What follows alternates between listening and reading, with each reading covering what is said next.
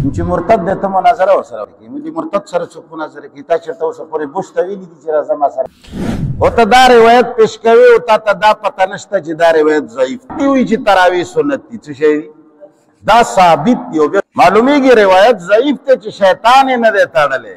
بسم الله وکړه فقیه لري کې دا ماته ستا پلار دی ماته به حدیث کې راوښي انشاءالله د مرګ پورې چې زر پیرې مړ شي بیا راژوندی شي نه شي ښودی چې زه مرتد او کافر یم ماته وایي نو ته ما سره مناظره ولیکې.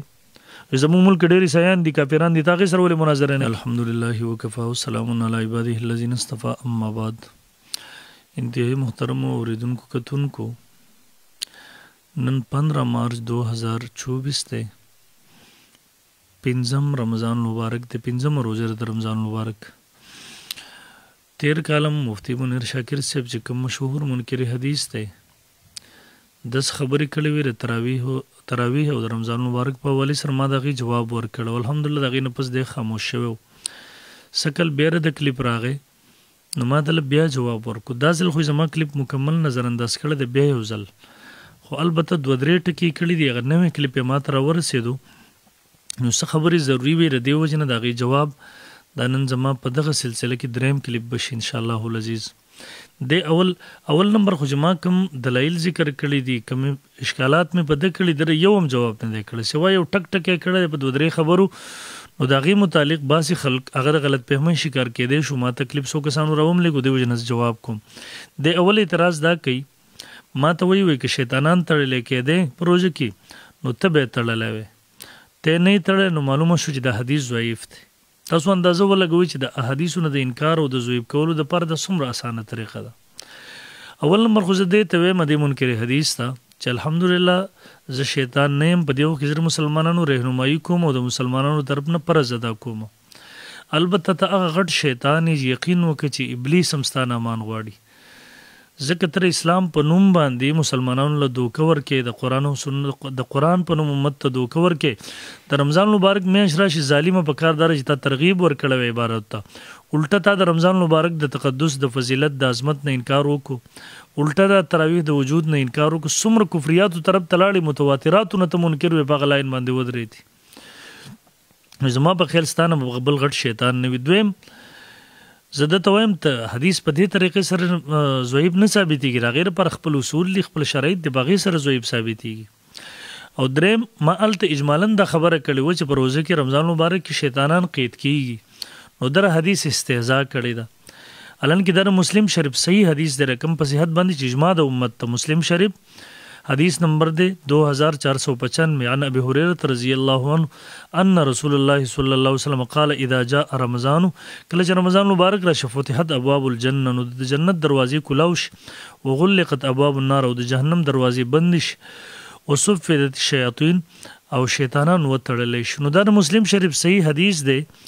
د ظالم دغه مسلم شریف په صحیح حدیث پسې ټوغې کړي. دویم نمبر د تراویح د سنتیت نه انکار کوو نو مخکې ما په هغې باندې تفصیلي بحث کړی و مخکې کلیپ کې بیا سکل په خپل کلیپ کې ما په هغې باندې تفصیلا دلایل روایات ذکر کړي در هغې نه انکار کوو. تاسو ته به دا پته د تراویح د وجود نه انکار کوونکي د شیعګان دي او دا عبدالله چکړالوي دی منکر حدیث مشهور مستقل رساله په دې لیکل البیان السری لاثبات کراهت التراویح چې منیر شاکر هم د هغې نه استفاده کوي.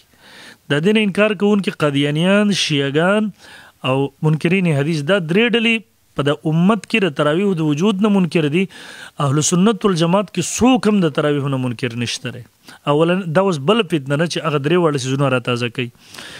دی په د خپل کلیپ کې وایي ته په خپله وایې چې نبي علیه السلام 3 شپې کړي دي نو بیا مواظبت او دوام څنګه ثابت چې نبي علیه السلام همیشه کړي دي. نو دا په ما باندې دروغ وایي. ما په کلیپ کې دا ویلو چې نبي علیه السلام په جماعت سره 3 شپې کړي دي. ما به حواله حدیث پیش کړو نبي علیه السلام بیا دې یې پرېښوده چې هسې نه په تاسو باندې فرض نشي دا با جماعت سلسله به تاسو کولی نشي. دویم نمبر ما په کلیپ کې دا ذکر کړي وو د مستد احمد رقم الحدیث ته 26307 قیام رمضان د محمد بن نصر مروزی رقم الحدیث د 17 چې نبی علیہ الصلوۃ والسلام راغې صحابه کرام څوک ځان نه ولاړو څوک ځان نه وړه ډلې ولاړې وي جماعتونه 15 شپږ شپه وو کسان هغوی جمع کوله تراویح کولې په رمضان مبارک کې مستون نبی صلی الله علیه وسلم راغی په خاموشي اختیار کړه. او دویم روایت په دغه باب کې هغه د عائشه رضی الله تعالی عنها ابو داود جلد 195 فرمای کان الناس یصلون فی المسجد فی رمضان اوزان او خلق چې مونږه کو په مسجد کې په رمضان مبارک کې ډلې او دغه اوزا په تفسیر او تشریح کې شرح سنت جلد 119 او عمدۃ القاری جلد 11 صفحه 126 د بخاری مشهور شارح علامه عینی رحم الله فرمای وې د اوزا معنی متفرق یعنی ځان له او جماعت یعنی ګڼ جماعتونه یا ځان له بازو خلکو کول. او حافظ ابن حجر رحم الله فتح الباری کې غلی کې هم د دغه روایت دلان دی جلد نمبر 4 صفحه نمبر 225 وحاصلوا ان بعضهم كان يصلي منفردا وبعضهم يصلي جماعت بعضو یوازې کول او بعضو په جمع سره کول ځان له جماعتونه جوړ کړو.